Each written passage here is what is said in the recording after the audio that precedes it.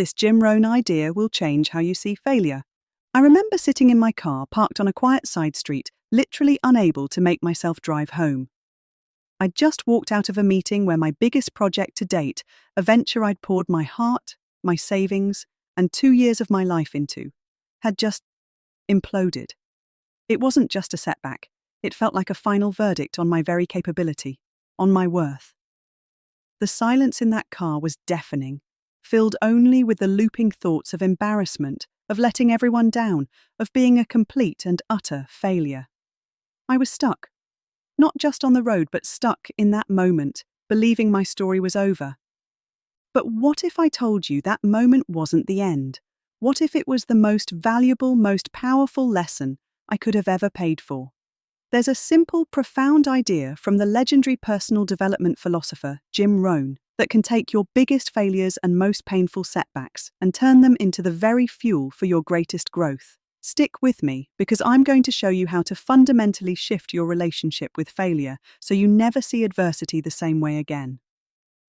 The anatomy of failure. Why it hurts so much. Before we can transform failure, we have to get real about why it has such a tight grip on us.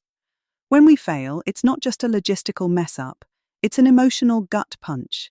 There's the sting of disappointment, the heavy cloak of shame, and that creeping little voice of self-doubt whispering, "See, I knew you didn't have what it takes."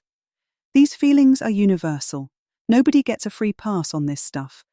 Our natural instinct is to find a reason, any explanation to soothe the pain. Often we look outward. We blame the economy, a difficult client, a lack of support. Or, even more destructively, we turn that blame inward.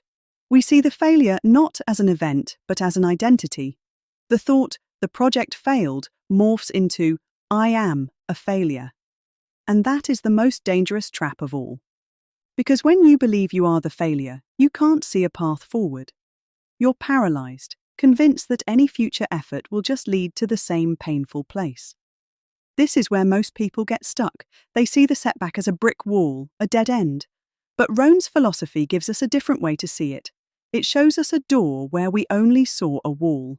The problem isn't that we fail. It's that we've been taught to completely misunderstand what failure really is. It isn't a judgment on who you are. It's simply feedback on your current approach. And what you do with that feedback, well, that's everything. The Jim Rohn shift, the philosophy that changes everything. Jim Rohn was a master at boiling down complex truths into simple, actionable wisdom. His teachings have influenced millions, from entrepreneurs to world leaders, precisely because they are so grounded and powerful. And maybe his most transformative idea for overcoming adversity is wrapped up in this iconic statement. You must take personal responsibility. You cannot change the circumstances, the seasons, or the wind, but you can change yourself. Now, at first glance, that might sound like just another motivational quote, but I want you to really let that sink in. Rohn isn't just telling us to slap on a happy face. He's handing us the keys to our own power. He's saying that most of what happens out there, the external events, the market shifts, other people's decisions, are like the weather. You can't control the rain, the snow, or the wind. It's a total waste of energy to stand there wishing it were sunnier. Failure is a circumstance. It's a season of winter in your life. It has arrived. The project is over. The opportunity is gone. That part is now a fact, as unchangeable as the wind. The common response is to obsess over that unchangeable event, to regret it, resent it, and wish it away. But Rohn's wisdom points us in a completely different direction. He says to turn your focus away from the wind and toward the one and only thing you have absolute control over, the set of your own sail. This is the radical shift. The failure is not the main event. Your evolution, in response to the failure, is the main event. The circumstance is external, but the opportunity for growth is entirely internal. When you truly get this, you stop being a victim of your circumstances and you become the architect of your own character. Failure stops being something that happens to you and becomes something that happens for you, a chance to get stronger, wiser, and better. Turning philosophy into practice, how to change yourself. So how do we actually do this? How do we go from understanding this philosophy to actually living it? It boils down to a few simple but profound disciplines. First, you have to become a student of your setbacks through disciplined self-analysis. After a failure, our first question is usually, why me? This is a victim's question that goes nowhere. The power question, the Rohn-inspired question is, what did this teach me?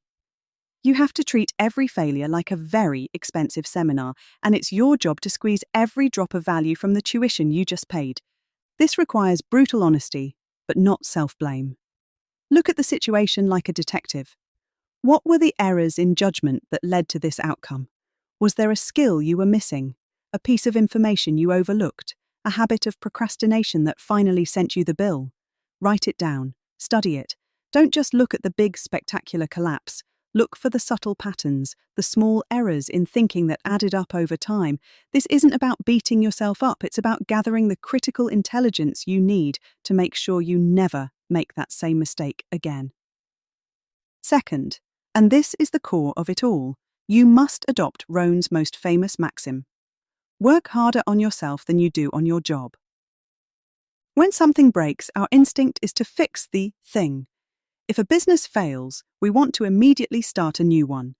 If a relationship ends, we jump to find a new one. We focus on fixing the external. But Rohn's advice is to pause and first work on the internal. Your life, your income, your results, they are all a reflection of the person you are. So if you want better outcomes, you have to become a better you. This means taking the lessons from your self-analysis and turning them into your personal curriculum. Did the failure reveal a weakness in your communication skills? Great. Start reading books on communication, watch talks, practice with people. Did it expose a lack of financial discipline? Find a mentor, take a course, and build a new system for yourself. You have to invest in your own growth with more intensity than you invested in the project that failed. This is choosing the pain of discipline over the much heavier pain of regret. You're turning the raw material of failure into the refined asset of new skills, wisdom, and strength. If this idea of working on yourself first is starting to click, if you're feeling that shift from seeing failure as a verdict to seeing it as a classroom, then do me a favor and hit that subscribe button. We unpack actionable philosophies just like this every single week to help you build a stronger, more resilient life. And I'm genuinely curious, based on a past setback, what is one skill or area you are now committed to developing in yourself? Drop it in the comments below. Your declaration is a powerful first step. The compounding effect of small changes. This process of working on yourself doesn't have to be some monumental overhaul overnight. Rohn was a huge believer in the power of small, incremental progress. He famously taught that success is really nothing more than a few simple disciplines, practiced every single day. The same is true for building yourself back from failure. You don't need to read 10 books this week. Just read 10 pages today. You don't need to master a new skill by tomorrow. Just practice for 15 minutes. Each small, disciplined action is like casting a vote for the new person you're becoming. It's a quiet declaration that you are no longer defined by your last result, but by your current efforts. These small actions compound. They build momentum, and action, no matter how small, is the ultimate cure for fear and paralysis. I remember after that big business failure, my very first action was just to update one slide on my resume. That was it. The next day, I made one phone call to an old colleague for advice. These actions were tiny, almost laughably insignificant on their own, but they broke the cycle of despair. They were proof that I was still in the game, that I was choosing to get better, not bitter. Over time, those tiny steps led me to a whole new path, armed with wisdom I could never have gained any other way. A single setback is just one data point. Your disciplined response, day after day, is what creates a new upward trend line. So, what is the grand Jim Rohn idea that changes how you see failure? It's this. Failure is an unchangeable event in your past. It is the wind and the rain. Stop trying to change it. Stop wishing it away. Instead, turn all of your energy and focus to the one thing you can actually change: yourself. See every setback not as a dead end, but as a mandatory course in your own personal growth. Become a dedicated student of your mistakes. Then, take what you learn and apply it with fierce discipline. Work harder on your own skills, your mindset, and your character than you ever worked on the project that failed.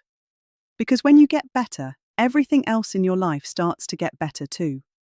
When you become stronger and wiser, you naturally attract a higher level of success and fulfillment. The next time you're faced with what feels like a crushing defeat, the next time you're sitting in your car wondering how you'll ever move forward, remember this. The story is not over. It's just the beginning of your real education. Don't just get back up and get better. Embrace the discipline, do the work on yourself, and you won't just overcome failure, you'll be transformed by it. And that is how you turn adversity into your greatest advantage. Personal growth. Become a dedicated student of your mistakes. Then take what you learn and apply it with fierce discipline. Work harder on your own skills, your mindset, and your character than you ever worked on the project that failed. Because when you get better, everything else in your life starts to get better too. When you become stronger and wiser, you naturally attract a higher level of success and fulfillment. The next time you're faced with what feels like a crushing defeat, the next time you're sitting in your car wondering how you'll ever move forward, remember this. The story is not over. It's just the beginning of your real education. Don't just get back up and get better. Embrace the discipline, do the work on yourself, and you won't just overcome failure, you'll be transformed by it. And that is how you turn adversity into your greatest advantage.